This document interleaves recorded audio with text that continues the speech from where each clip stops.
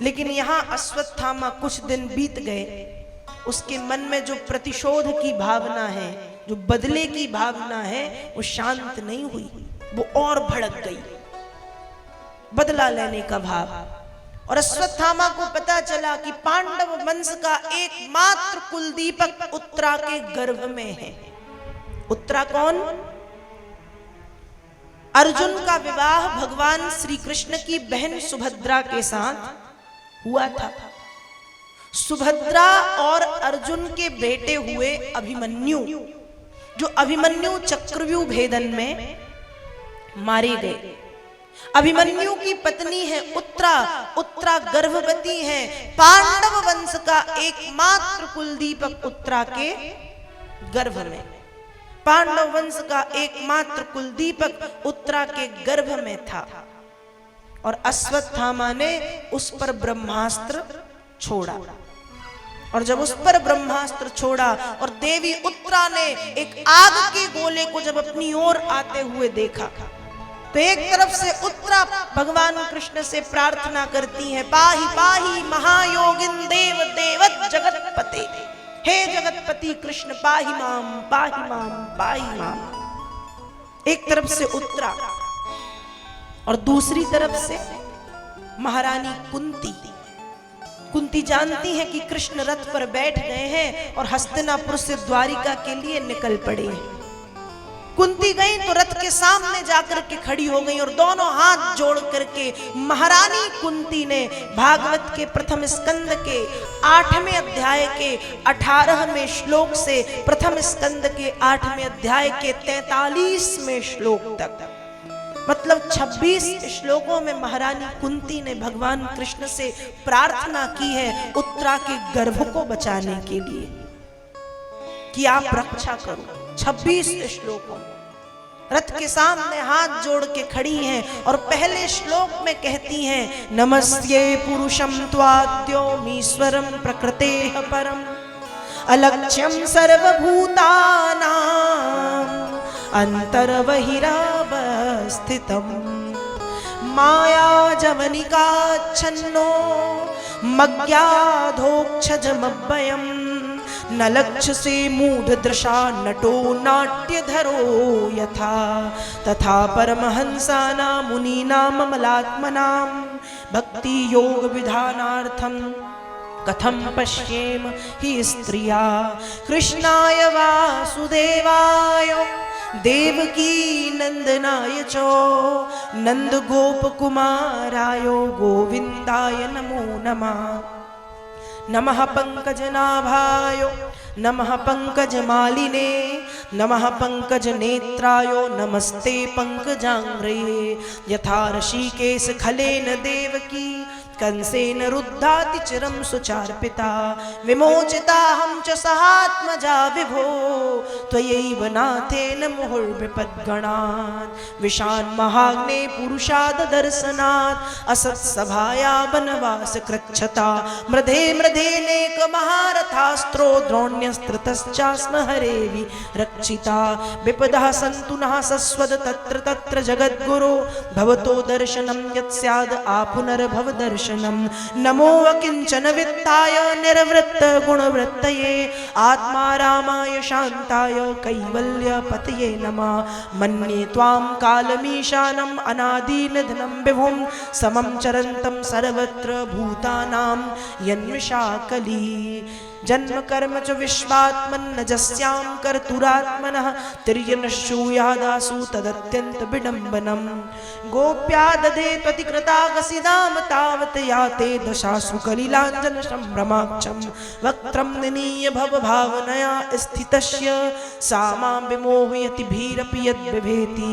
श्रीकृष्ण कृष्ण सख वृष्ण स्वभाव निद्रग राजन्यवंश दहना नृपवर्ग वीर्य गोविंद गोध्वज सुराति हरावतार योगेश्वर खिल गुरो भगवन नमस्ते। 26 श्लोकों में स्तुति गाई और मैंने अभी आपको केवल 13 श्लोक बताए, 13 श्लोकों का उच्चारण किया है। कुंती ने भागवत के प्रथम स्कंद के 8वें अध्याय के 18वें श्लोक से प्रथम स्कंद के 8वें अध्याय के 43वें श्लोक तक 26 श्लोकों में स्तुति की है। मैंने आधे आपको बता दिए 13।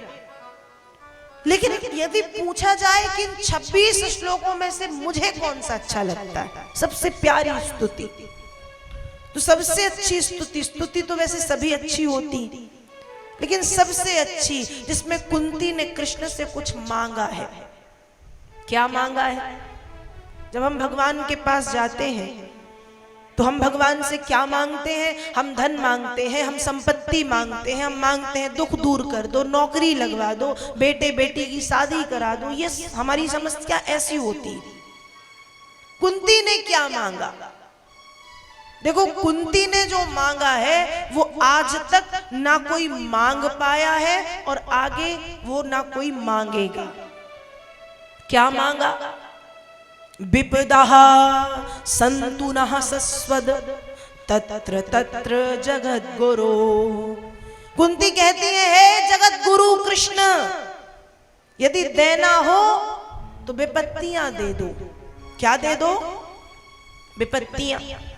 हमसे और आपसे कोई कहे कि मंदिर में जाके भगवान से दुख मांग लो, हम मांगेंगे दुख? हम तो और यही प्रार्थना करते हैं कि भक्त जनों के संकट क्षण में दूर करे, ओम जय जगदीश हरे। यही मांगते हैं, दुख दूर कर दो। पर कुंती ने क्या मांगा? विपदः सन्तु नः सस्वद तत्र तत्र जगद्गुरो। हे जगत के गुरु कृष्ण, विपत्तियां आती हैं तो आए, एक बार नहीं बार बार आए, और एक तरफ से नहीं चारों तरफ से आए। कुंती ने विपत्तियां मांगी, आपत्ति, कष्ट, संकट, परेशानी, पीड़ा। क्यों? कुंती भूल गई थी क्या? सुख मांगना था, मांग लिया दुख। किसी ने पूछा कुंती से कि लोग दुख से दूर भागते हैं, तुमने दुख क्यों मांगा? कुंती ने कहा, तुम नहीं समझोगे दुख मांगने का कारण। कहा, क्या कारण है दुख मांगने का?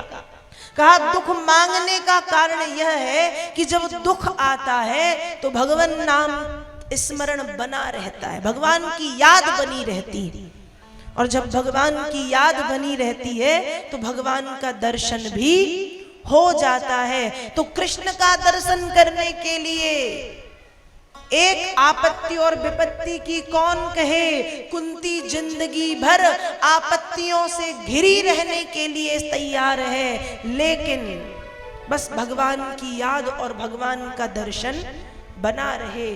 तो कुंती ने भगवान से विपत्ति मांगी है कि विपत्तियां तो दे दो, लेकिन कृपा ये करना कि आपकी याद बनी रहे और आपका दर्शन बना रहे। कुंती ने 26 श्लोकों में प्रार्थना की, और प्रत्येक श्लोक की प्रार्थना यही कहती है कि उत्तरा के गर्भस्थ शिशु की और उत्तरा की रक्षा करो।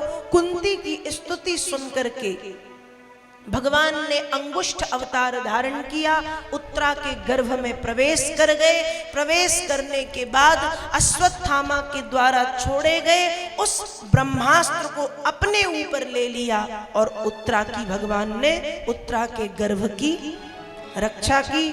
समय बीतने पर देवी उत्तरा ने एक पुत्र को जन्म दिया। जन्म लेते ही उसने रोना गाना शुरू नहीं किया।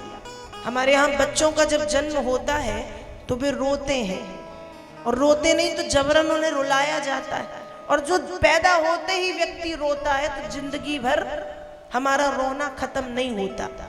कभी धन के लिए, कभी संपत्ति के लिए, कभी परिवार के लिए, कभी पति के लिए, कभी पत्नी के लिए, कभी पुत्र के लिए, कभी पुत्री के लिए, कभी समाज के लिए, कभी इसके लिए तो कभी उसके लिए। जो पैदा होते ही रोए तो जिंदगी भर रोते रहते हैं, लेकिन जब उत्तरा के बेटे ने जन्म लिया तो रोना शुरू नहीं किया, उसने चारों तरफ देखा है, और जब चारों तरफ देखा इसलिए नाम पड़ा है, जल्दी बोलो क्या नाम पड़ा है? अभिमन्यु के तो बेटे थे, क्या नाम पड़ा है? परीक्षित। माताएं ज्यादा जानती, क्या नाम पड़ा है? परीक्षित। परी, परी मतलब चारों तरफ। संस्कृत की ईक्षण धातु से ईक्षित शब्द बना, चारों तरफ देखने वाला कहलाता है परीक्षित। जन्म लेते ही चारों तरफ देखा। क्या देखा कि गर्भ में जिस सांवरी सूरत ने रक्षा की थी वो भगवान कहाँ है, चारों तरफ ढूंढा है आते ही। इसलिए पहला नाम पड़ा है परीक्षित और दूसरा नाम पड़ा है विष्णु रात।